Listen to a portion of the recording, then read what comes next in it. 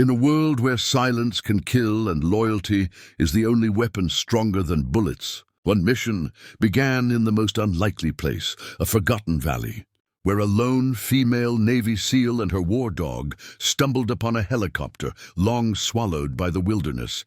Inside, not death, but an arsenal powerful enough to ignite a war. Before we dive in, smash that subscribe button and join the family, because this story will grip you till the last word and leave you questioning who you can trust when shadows become the battlefield. The storm had rolled in over the Appalachian backcountry like a curtain of steel, drowning the ridgelines in fog and silence. And that was when Lieutenant Commander Kara Steele, one of the Navy's most decorated female SEALs, cut through the thick underbrush with her K9 partner Odin, a Belgian Malinois bred for war but trained to read the smallest tremor of danger. Their mission officially off the books, but more urgent than anything command could authorize, because intelligence whispers had reported strange signals from a sector that hadn't seen a flight path in decades. And Kara's instincts, sharpened by years of raids and rescues in desert heat and icy seas, told her something didn't add up. And when Odin stopped dead, ears pricked, nose lifting toward the rotting canopy, she followed his gaze and froze too, for half buried in vines and rust, its rotor blades torn and bent like broken wings, sat an abandoned Black Hawk helicopter, its insignia stripped, its windows shattered, and its doors chained shut from the outside, as if someone wanted to keep whatever was inside from ever seeing daylight again. But Kara knew that secrets never stayed buried forever. And as she approached with rifle at the ready, Odin growling low, a chill prickled her skin, because the way the ground sagged and the silence pressed close, it wasn't just an abandoned machine. It was a grave waiting to be reopened. Kara circled the helicopter like a predator, eyes scanning for traps, every muscle tense as Odin pawed at the earth, whining in a way that told her danger and discovery lived side by side here.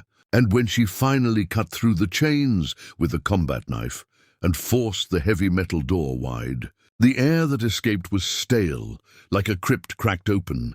But what lay inside was not bones. It was steel, rows and rows of crates stamped with Russian and Chinese markings, weapons gleaming under thin sheets of canvas, rifles, anti-air launchers, mortars, even prototype drone schematics stuffed into sealed folders, the kind of arsenal that could destabilize nations. And Kara felt her pulse hammer, because this wasn't just contraband.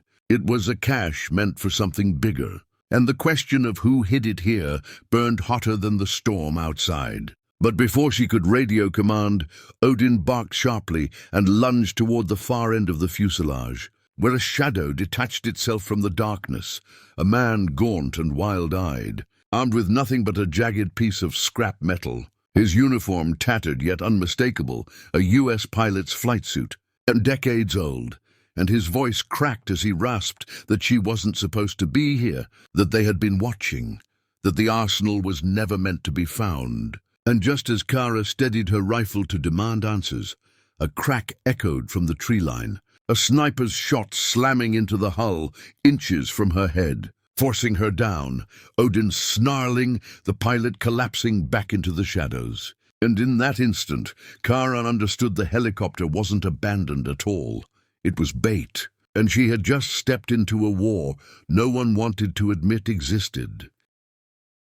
The gunfire tore through the valley like thunder, and Kara rolled behind the wreckage as Odin dashed to her side, his training keeping him low, but his teeth bared for command. And with precision born of countless missions, she assessed angles, returned fire pinning the hidden shooters long enough to drag herself and her dog deeper into the helicopter, slamming the door shut as bullets pinged against the rusting frame. But it wasn't safety. It was a coffin, because inside the arsenal waited, gleaming like a promise of chaos, and the pilot, who now whispered in fragmented bursts, confessed that this wasn't just a weapons drop. It was part of an old shadow war program, a network of sleeper arsenals hidden across American soil by factions within the government and their foreign counterparts. Caches meant to be activated if the world order tilted too far. and that someone somewhere had reawakened the plan. His eyes bloodshot as he pressed a set of coordinates into Kara's hand before collapsing unconscious, leaving her with Odin bristling and the echo of footsteps closing in.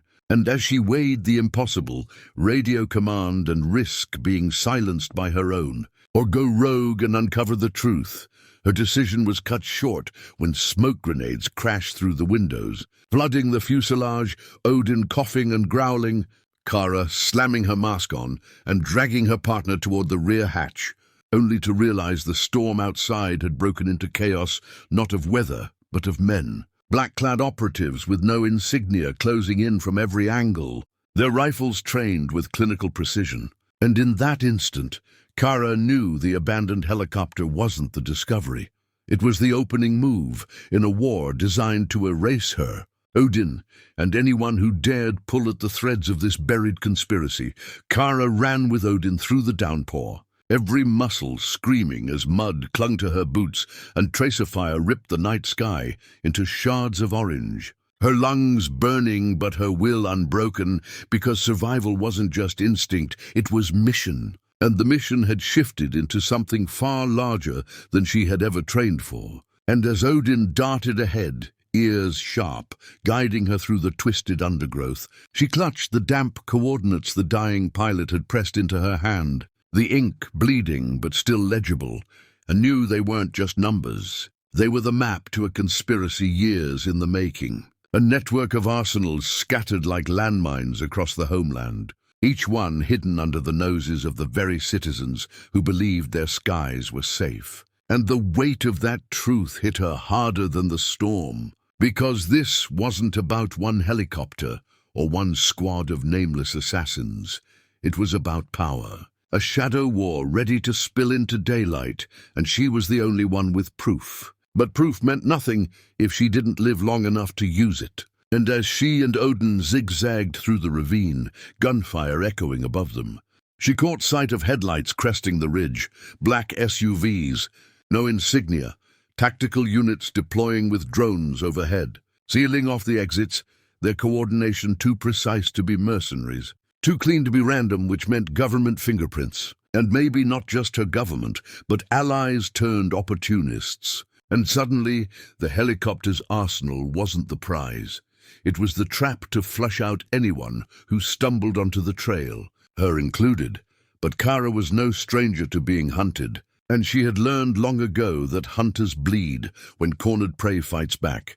So she drew 2 grenades from her vest, yanked the pins with her teeth and hurled them uphill, the explosions ripping mud and stone into the advancing operatives. Odin surging forward with lethal precision as they carved a bloody gap through the net.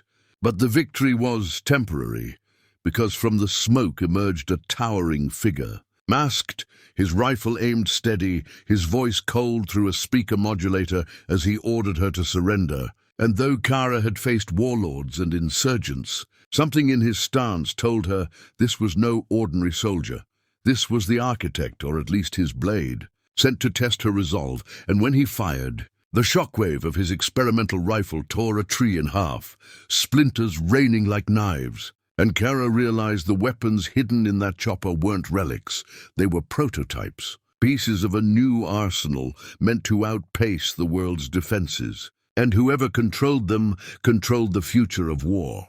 But as the figure advanced, Odin lunged, clamping onto his armored arm, giving Kara the split-second opening to fire 3 precise rounds into his chest plate, staggering him back but not dropping him, his armor absorbing most of the impact. His laughter hollow under the mask, as he promised she would never leave this valley alive. Yet Kara had heard death threats in Arabic, Russian, Farsi, and English, and all of them had one thing in common: they underestimated her. And with a scream ripped from the core of her being, she rolled, grabbed Odin mid-leap, and hurled herself into the river's black current, the icy flood dragging them both downstream as bullets sliced the water. And though every instinct fought the chaos, she clung to Odin and the coordinates, letting the current drag them into darkness, knowing survival was the only way to turn this nightmare into a counterstrike. And as the valley and its hunters disappeared into the storm above, Cara Steele swore with every heartbeat that she would not run forever. She would rise, follow the trail of arsenals across the land, and burn down the Shadow Empire piece by piece, even if it meant becoming America's ghost. Because some wars are not fought for medals or orders, but for the silent promise that when the world is betrayed from within, someone will still be left standing to drag the truth into the light.